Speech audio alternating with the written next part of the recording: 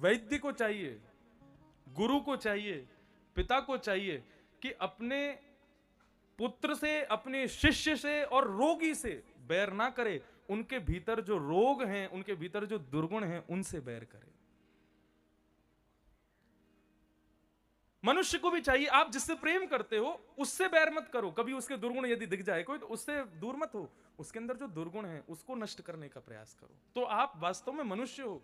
किसी के दुर्गुण देख करके आपने यदि अपना हाथ पीछे कर लिया, आप उससे दूर हो गए, तो ये श्रेष्ठता नहीं है।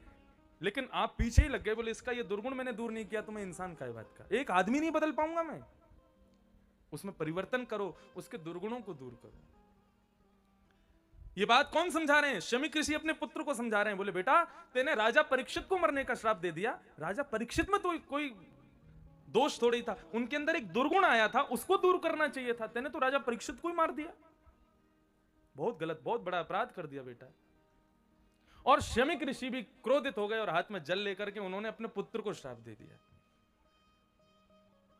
ये नई बात है। और पुत्र को श्राप नहीं दिया, उन्होंने समस्त ब्राह्मणों को श्राप दे दिया।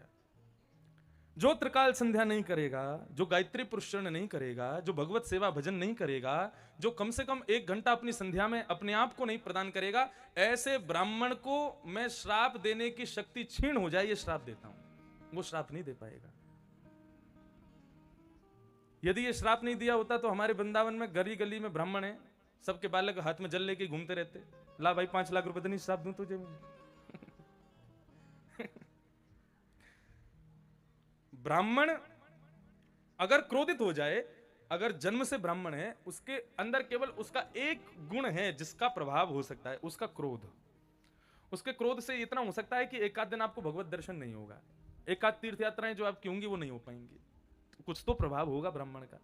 लेकिन ब्राह्मण यदि अध्ययन करता है, गुरु चरणों में बैठता है, भगवत सेवा करता है, गायत्री पुरुषण करता है, माला जपता है, ऐसा ब्राह्मण यदि, वो श्राप तो पहली बात तो देगा ही नहीं खैर, लेकिन यदि उसके मन में आपके प्रति जरा भी ये भावना आ गई, अरे रे ये ऐसे हैं, उसकी ये भावना मात्र ये आप श्राप समझ लेना।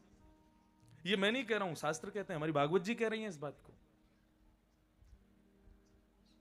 वो बात अलग है कि ब्राह्मण अपने कर्मों को छोड़ करके आजकल बिजनेस करने लगे हैं, आजकल अपने पूजा पाठ और ये सब छोड़ छाड़ करके वे लोग बड़े बड़े बिल्डरों के रूप में और बड़े बड़े उसके रूप में परिणत हो गए हैं, ठीक है।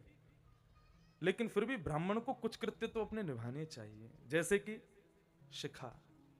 शिखा तो ब्राह्मण को रखनी चाहिए। दूसरा जनेऊ, यज्ञोपवीत, ये तो ब्राह्मण का होना ही चाहिए। और तीसरा तिलक, ये ब्राह्मण का अवश्य